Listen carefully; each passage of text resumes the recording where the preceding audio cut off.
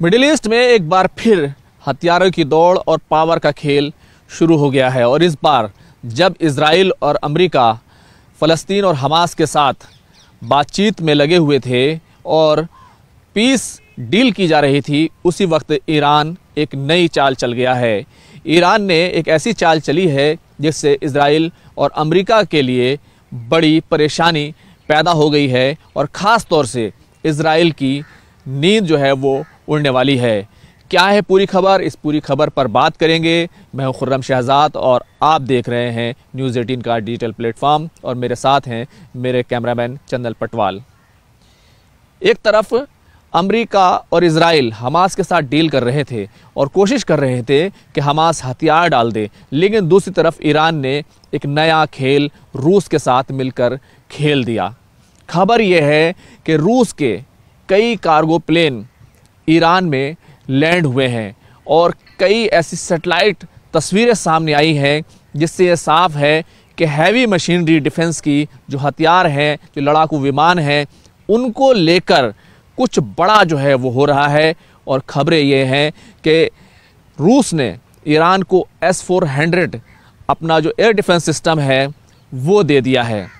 हालांकि ये तमाम चीज़ें जो हैं वो इजराइल के लिए काफ़ी चिंताजनक हैं, क्योंकि इजराइल के पास अभी तक हाइपरसोनिक जो मिसाइल फतेह है ईरान की, उसका कोई जवाब नहीं था। और फतेह ने तल अवीव में, हाइफा में जिस तरीके से तबाही मचाई है वो दुनिया ने देखी है। जिस तरीके से अमेरिका और ईरान की जो डील हो रही थी, न्यूक्लियर डील पर बातचीत चल रही थी, 5 दौर की बातचीत होनी थी, लेकिन 3 दौर की बातचीत के बाद ही जून में 13 जून को इजराइल ने ईरान पर हमला बोल दिया था। न्यूक्लियर साइंटिस्ट मारे गए थे, उसके फौजी अफसर मारे गए थे। ये तमाम दुनिया ने देखा और 12 दिनों की जंग में ईरान पर, तेहरान पर बहुत ज़्यादा हमले हुए, यहाँ तक कि अमेरिका की एंट्री हुई और अमेरिका ने न्यूक्लियर साइट्स को निशाना बनाकर एक तरीके से ईरान के न्यूक्लियर प्रोग्राम को ख़त्म करने की कोशिश की थी।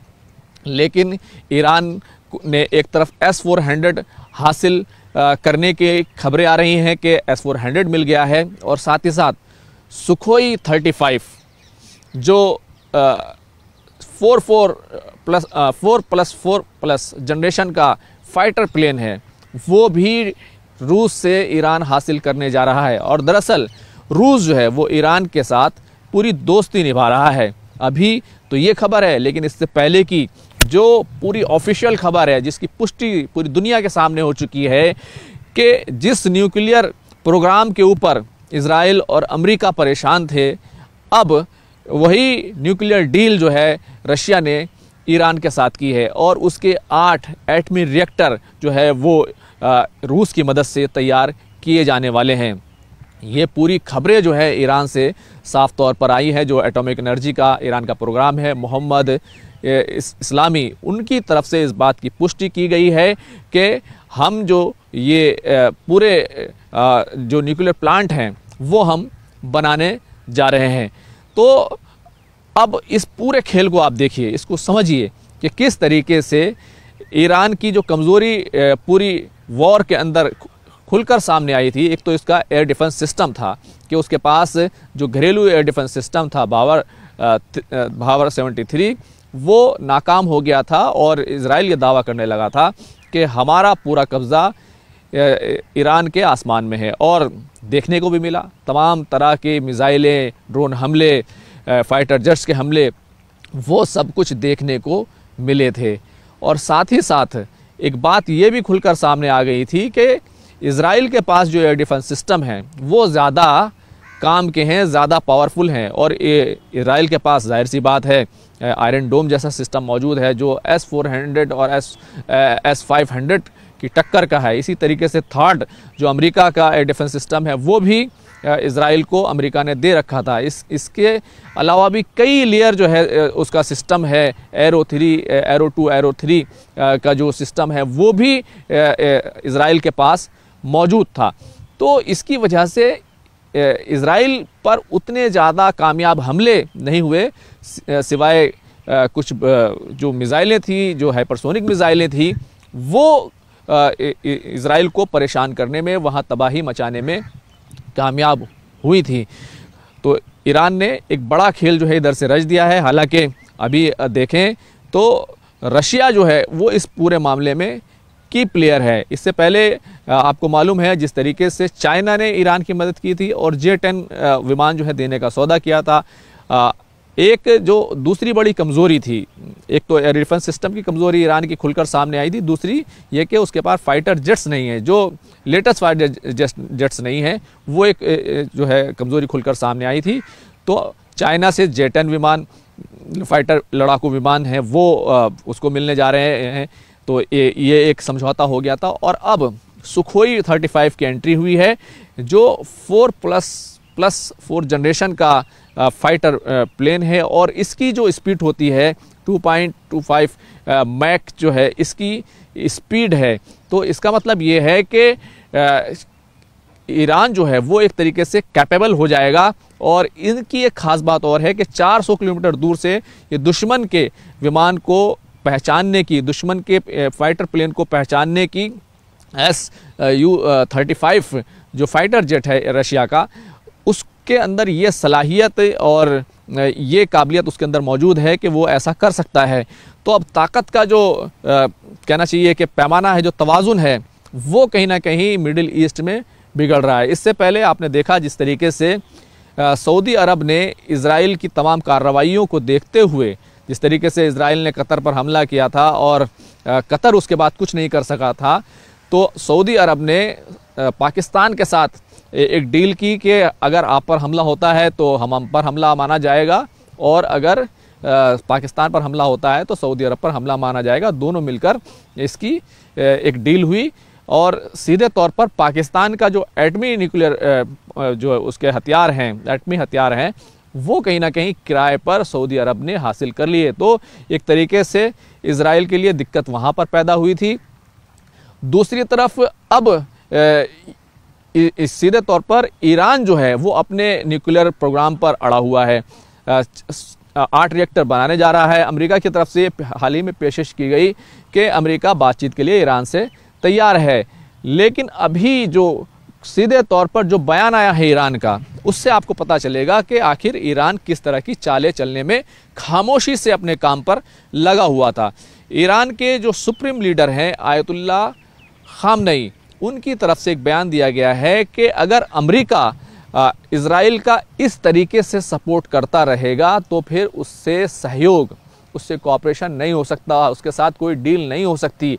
हालांकि अब अगर आप देखें तो इज़राइल माफ़ कीजिएगा, ईरान जो है वो पूरी तरीके से पाबंदियों में जकड़ा हुआ है। यहाँ तक कि जो भारत जिस बंदरगाह को, चाबहार को डेवलप कर रहा था, उसको अभी 6 महीने की छूट मिली है, वरना उसको भी एक तरीके से उस पर भी तमाम पाबंदियां, तमाम रिस्ट्रिक्शंस लगा दिए गए थे और ईरान से तेल खरीदना, उसके साथ बिज़नेस करना, ये काफ़ी मुश्किल हो गया था। तो जिस तरीके से ईरान ने कहा कि हम अपना सिविलियन परमाणु जो न्यूक्लियर प्रोग्राम है उसको जारी रखेंगे, लेकिन यूरोप और अमेरिका का इल्ज़ाम है कि ईरान अपना जो बम बनाने का, न्यूक्लियर बम बनाने का कार्यक्रम है वो उसको आगे बढ़ा रहा है। यही वजह है कि अमेरिका ने फोर्डो में अपना जो बम है उसको गिराकर वहाँ के न्यूक्लियर प्रोग्राम को ख़त्म करने की कोशिश की थी। लेकिन खबरें ये भी आ गई थी कि ईरान ने पहले ही वहाँ से अपने तमाम जो जो यूरेनियम इनरिच करने की मशीनरी है या इनरिच यूरेनियम है, उसको वहाँ से हटा लिया था और ईरान कभी भी परमाणु जो बम है वो उसको बनाने में कामयाब हो सकता है। क्योंकि अगर देखें तो खबरें इस तरह की आई थी जिसके बाद ये सब कुछ हुआ था कि ईरान ने अपना जो यूरेनियम है वो लगभग 60% तक इनरिच कर लिया है। 90% तक अगर यूरेनियम इनरिच हो जाता है तो फिर परमाणु हथियार बन सकता है। जबकि सिविलियन एनर्जी के लिए, अगर बिजली बनानी है, उसके लिए अगर आप यूरेनियम इनरिच करते हैं तो आपको 3-4% पर यूरेनियम से आपको बिजली बना सकते हैं आपको। ईरान का कहना यह है कि हमें ये जो 8 रिएक्टर हम बनाने जा रहे हैं, इससे हमें लगभग 20,000 किलोवाट बिजली जो है हमें उसका फ़ायदा होगा। लेकिन अगर आप देखें, इस पूरे खेल को देखें तो रशिया इसमें की प्लेयर बनकर निकल कर सामने आ रहा है। एक तरफ S-400 के ज़रिए से एयर डिफेंस सिस्टम दे दिया है, तो अब सीधे तौर पर जो न्यूक्लियर साइट्स हैं ईरान, जहाँ पर जैसे अस्फहान का शहर है, नताज का शहर है, बुशहर का शहर है, तो ये जो तमाम शहर हैं जहाँ पर न्यूक्लियर साइट्स मौजूद है, वहाँ पर इन एयर डिफेंस सिस्टम को तैनात कर दिया जाएगा। अगर वहाँ पर हमला होता है तो हमला करना आसान नहीं होगा। और S-400 कितना मजबूत एयर डिफेंस सिस्टम है, इसका अंदाज़ा इस बात से लगा सकते हैं कि जब तुर्की S-400 ले रहा था तो अमेरिका ने कहा था कि आप उससे मत लीजिए, बल्कि हमारा थर्ड सिस्टम लीजिए, लेकिन तुर्की ने कहा था नहीं, हमें S-400 चाहिए। और S-400 जो सिस्टम है उसको लेकर अमेरिका और तुर्की के ताल्लुकात ख़राब हो गए थे। हालांकि बाद में धीरे धीरे वो ताल्लुकात काफ़ी बेहतर हो गए, लेकिन उस वक्त रजब तैयब एर्दोगान और जो उस वक्त के अमेरिकी राष्ट्रपति थे बाइडन, उनके साथ ये ताल्लुकात जो है वो काफ़ी ख़राब हो गए थे। और अब डोनाल्ड ट्रंप इस पूरे मामले में कहीं ना कहीं उनके लिए एक मुश्किल जो है, रणनीतिक मुश्किल पैदा होने वाली है। और ख़ास तौर से इज़राइल के लिए ईरान एक बड़ा मसला बन गया है, क्योंकि अब ना तो सीधे तौर पर इज़राइल ईरान को निशाना बनाकर हमले कर सकता है, हालांकि इज़राइल की जो इंटेलिजेंस है वो काफ़ी मजबूत है, वो दूसरे तरीके से अपने तरीके से काम कर सकती है, लेकिन हवाई हमले करना, मिसाइल हमले करना, ड्रोन हमले करना, ये काफ़ी मुश्किल होने वाला है, न सिर्फ इज़राइल के लिए बल्कि अमेरिका के लिए भी काफ़ी मुश्किल होने वाला है। दूसरा, जो Su-35 ये जो 4++4 जनरेशन का प्लेन है, ये 400 किलोमीटर से आपको दुश्मन के लड़ाकू जो विमान है, उनके जेट्स हैं, उनको पहचान सकता है। तो ये भी एक बड़ा मसला है, और ख़ुद ईरान जो है वो जो है कहीं ना कहीं इन हमलों को रोकने के काबिल हो जाएगा। तो कुल मिलाकर एक पावर का खेल जो है वो मिडिल ईस्ट में फिर से शुरू हो गया है। ईरान और रशिया इसमें की प्लेयर हैं, और मुश्किल जो है वो अब अमेरिका और इज़राइल के लिए खड़ी हो गई है। ये खबर आपको कैसी लगी, और ईरान को लेकर आप क्या समझते हैं? क्या ईरान ने सही किया, और क्या आपको नहीं लगता कि ईरान जिस तरीके से अपने एयर डिफेंस सिस्टम को, अपने अटैकिंग एयर जेट्स, अपने जो जेट्स हैं, लड़ाकू विमान हैं, उनको जिस तरीके से बढ़ा रहा है, इससे क्या हथियारों की दौड़ शुरू नहीं हो जाएगी, या ईरान के लिए ये ज़रूरी है? आप इस पूरे मुद्दे पर क्या सोचते हैं? कमेंट कर ज़रूर बताइएगा।